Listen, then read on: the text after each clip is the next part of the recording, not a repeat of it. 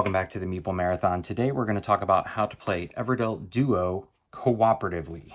So, this game can be played competitively and cooperatively. The competitive version, essentially, to be able to play that, you have to know the base rules of the game. Now, cooperatively adds a few things to make the game work against you in a little bit of a way, but essentially you are both working together to create a single city, and beat a mark score based on the kind of scenario that you choose to play. So if you have not watched my video on how to play Everdell Duo competitively, you should check it out now. It's going to be popping up in the upper right corner. That's going to give you the core rules of the game. Just very quickly, this is standard Everdell. You are trying to take cards either from your hand or from the meadow here, place them out into your city by spending the available resources. You get those resources by playing workers out in these spots here. And once you've met certain criteria, you can come up here and claim these events, all of which are going to score you points at the end of the game. We'll talk about what those benchmarks are that you're trying to score. Every time you take one of these actions, however, you have to move the sun and the moon token along this path. If you place a worker, like so, you move the sun. If you play a card from your hand into your city, like so, or from the meadow, you move the moon token. So place a worker, sun token. Place a card, moon token. If you don't want to do either of those actions and want to take a card either from the top of the draw pile or from the meadow, you can move either one, but you still have to move these. Once both of these tokens have made it to the end of the board here onto space 6, we change seasons. So we go from winter to spring to summer to fall. All right. That is a very rough overview of just the game in general. Again, if you're wanting a more detailed overview, check out my my video covering how to play Everdell Duo competitively. Now, let's talk about the differences that they're going to throw at you in the cooperative mode. The biggest differences are these skunks. Now, there are more skunks in the game than rabbits, or hares, and tortoises, and these can only ever be used as the kind of AI that forces you to miss some turns, not be able to go to certain locations. They're going to block things on the board for you. So we have these. We also have this sharing tile here. It's got two sides, and we'll talk about what those two sides mean. We have a little pocket watch here. This is actually going to allow you to spend this, flip it over, to turn back time, which means you can move back either the sun or the moon token one space, essentially giving you one more turn to do, say, place a worker or to play a card. Only one of you is going to get that extra turn, but use it strategically when it makes sense. Last but not least, you're going to have a set of these good news cards. They're the same size, but they obviously have a very different back than these here.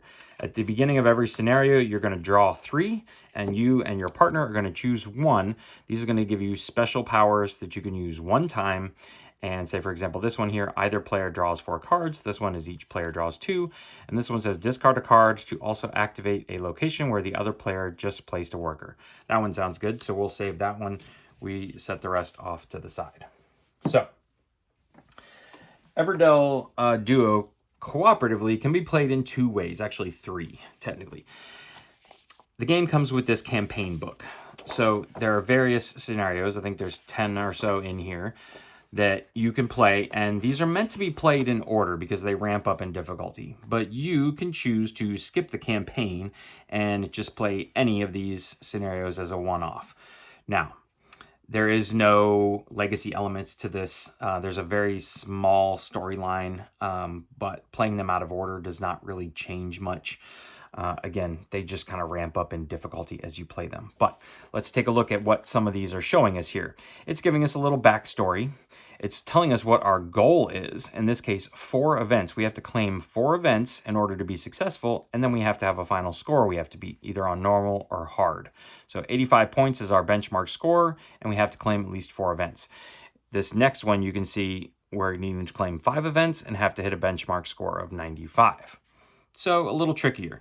It's also giving you the number of skunks that are going to be blocking certain areas. So no skunks are blocking events in this one. 2 skunks are going to be blocking the meadow locations, and 1 skunk is going to be blocking the worker placement locations. Here you can see those numbers increase. Last but not least, it tells us which side of this sharing tile we get to use, if we get to use it at all. So keep in mind that you don't just sit down and play a game, you play a scenario when you play cooperatively. So at the beginning, it told us that we need to have 1 skunk down here and 2 skunks along here. I'm playing on the reverse side of the normal board.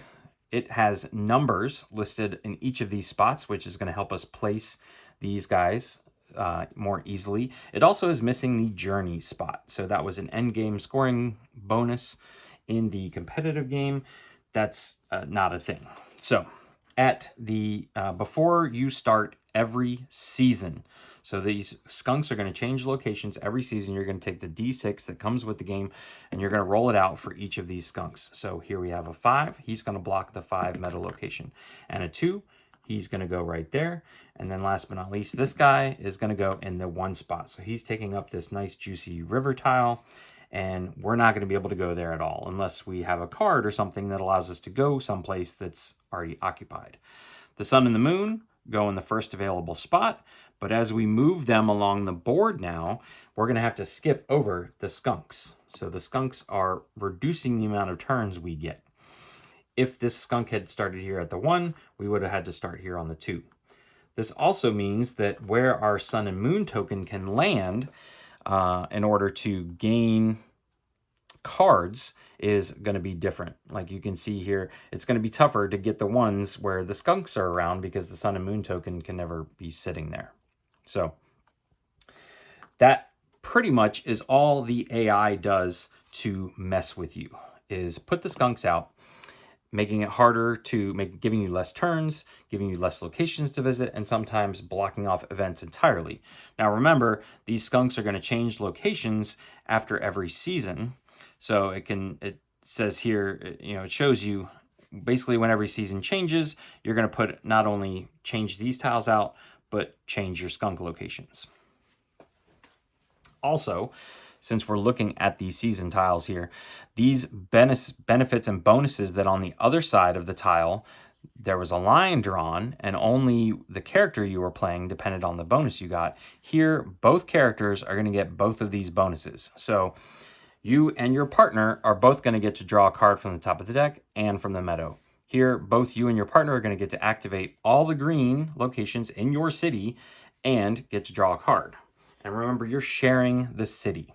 So there's going to be one big city sitting in between you guys, which means that there are certain cards, for example, like blue cards that may say when the other player does something.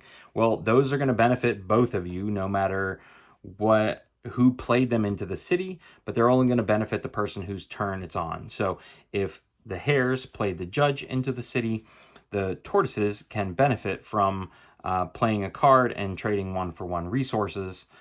I don't have one here. The chapel here, the hares can play the chapel and the tortoises can go visit it. It does not give us an extra coin for visiting it, but I can gain the benefit of that just as if I had played it into my city.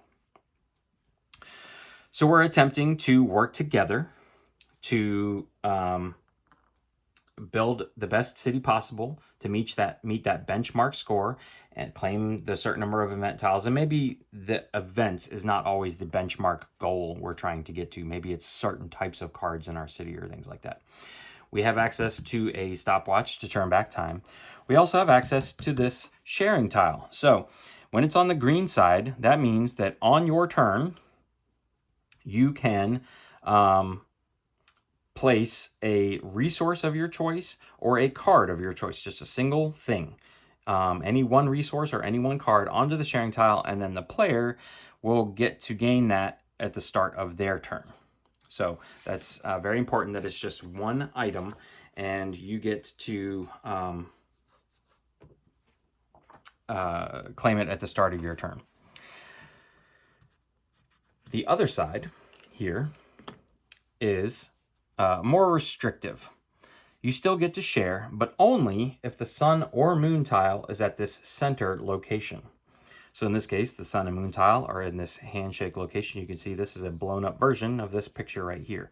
So when this tile is sitting there, we can trade resources. If this moves off, we cannot. But later on, the sun token maybe makes it there. We can go back to trading resources. And if I place a token here on my turn, but then at the end of my turn, I have to move the sun, my partner still gets to claim that resource. But once they have both moved beyond here, trading is off. And then obviously there are some scenarios that may say you don't get to use this at all. Last but not least, our good news token or cards here basically just give us a one-time special ability. If you're playing in the campaign and playing on normal mode, you can actually carry these over with you from scenario to scenario if you did not use them. Also, every scenario on normal mode, you're going to get to start with one of these stopwatch tokens. Other cards may give you the ability to gain them, or events, things like that. Or maybe the scenario is going to give you a way to gain them. But you don't start with one each, just one between the two of you. And that's pretty much it. This version you can play solo. Obviously, you would have to play two-handed and just keep your one set of cards separate from the other. There's no resource sharing in this version. So if the hare has 3 wood and the tortoise, or the tortoise needs wood to build something, he has to acquire his own wood. Also, if the tortoise goes to this location, the hare has to pick a different location, obviously, than the skunk and the tortoise. So some of those rules certainly apply. The last way you can play cooperatively outside of the campaign is that there are specific challenges listed in the back of the rule book. These are very strict criteria that you have to follow, say cards in your city or cards out on the board, things like that, that instead of playing the scenario as specified in the campaign book, you would play the challenge and try and reach normal and hard completion status on the various challenges. So those are there if you get bored or have played through the campaign and want a different style of the way to play competitively or cooperatively, apologize. So there you have it. There is the 3 ways, technically, you can play Everdell Duo. 4 ways if you include solo as one of them. You can play it competitively. You can play it cooperatively 2-player. You can play it 2-handed solo, and you can play it 2-player or 1-player challenge mode. Again, lots of different ways to play this smaller, more streamlined version of Everdell. Smaller footprint, smaller box, but still the same amount of strategy. Actually, maybe even more strategy, but definitely plays quicker and gives a slightly different flavor. So I do feel like there is space on your shelf for this if you own Everdell and are a fan of Everdell. You can certainly own both and be perfectly happy. This would be one that if you just you and your partner are at home, you pull out this one. If you have a larger group, you would pick out the bigger version of Everdell, or if you want a more grander experience and just 2 of you, you pull out the larger Everdell with its expansions. So there you go. Those are my thoughts. And if you have any questions, please feel free to let me know in the comment section below. And if you enjoyed this video, please consider giving it a thumbs up and subscribing to the channel. Once again, thanks for watching. Have a great day.